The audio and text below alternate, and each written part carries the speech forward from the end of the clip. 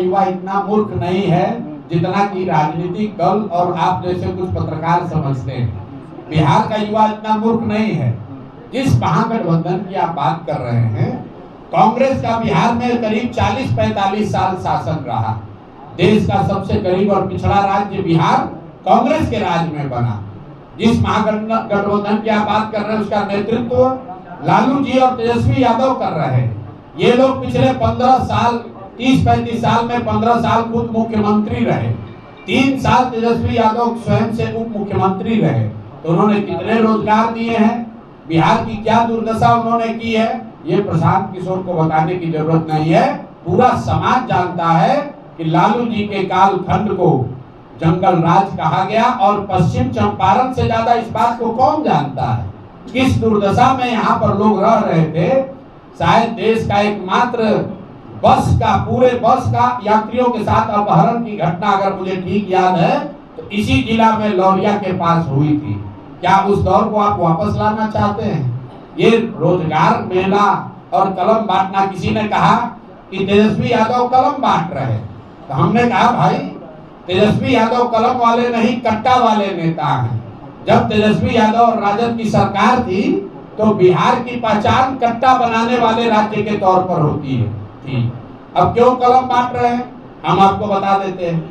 कोई जब आप सुनते हैं कहानी, शेर बूढ़ा हो जाता है, शिकार करने की क्षमता खत्म हो जाती है, तो सुने न सोना का कंगन दिखाता था। उसी तरह तेजस्वी यादव जैसे लोग कलम दिखाकर लोगों को भ्रमित करना चाहते हैं ताकि आप फंसिए। जिस दिन आपको फंसाकर सत्ता में आया तो अब उसका कैरेक्टर चरित्र नहीं बदला है, फिर आकर आपको खाएगा ही खाएगा, फिर यहाँ आकर रंगदारी अपहरण भ्रष्टाचार ही करेगा और जनता उसमें फंसने वाली नहीं है। सर अभी वृद्धा पेंशन जो है मुख्यमंत्री के द्वारा बढ़ाया गया जी, बहुत उसका बिल्कुल स्वागत करते हैं। बिजली बिल जो फ्री आ रहे हैं उस पे आ रहे हैं। वृद्धा पेंशन बढ़ के 1100 हुआ है, इसका स्वागत करते हैं।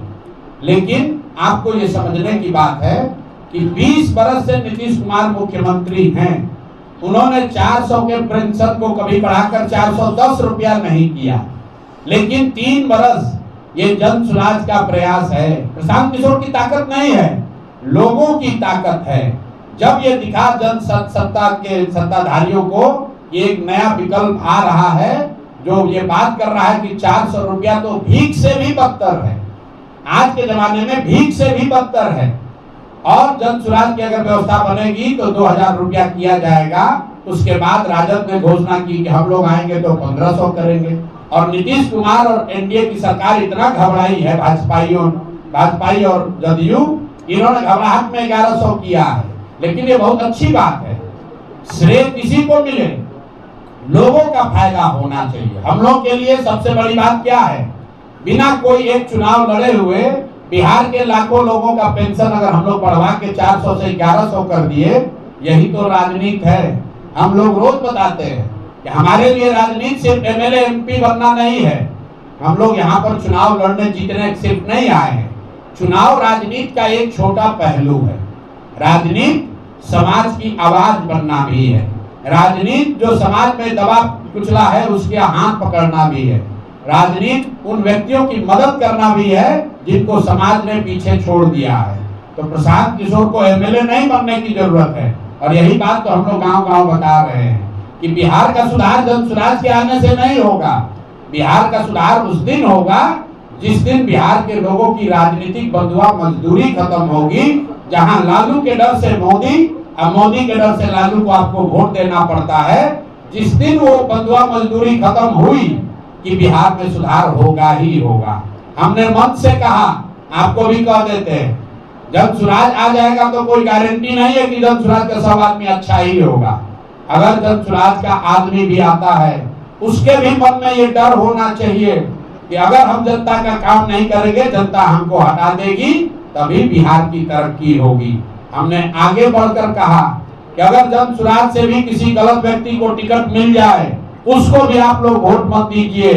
हर हालत में बिहार में अच्छे आदमी जीतने चाहिए, अच्छे नेता जीतना चाहिए। जन स्वराज जीते या न जीते, जिस दल से भी अच्छा आदमी खड़ा है उसकी आप लोग मदद कीजिए, उसको जिताइए।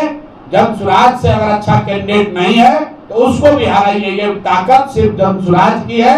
हम लोग ये बात कह रहे हैं कि अगर जनसुराज का कैंडिडेट अच्छा नहीं है, उससे बढ़िया कोई आदमी खड़ा है, आप लोग उसको वोट दीजिए। हर हालत में बिहार जीतना चाहिए। जनसुराज जीते या न जीते, बिहार जीतना चाहिए। और बिहार तब जीतेगा जब आप और हम अच्छे प्रतिनिधियों का चुनाव करेंगे।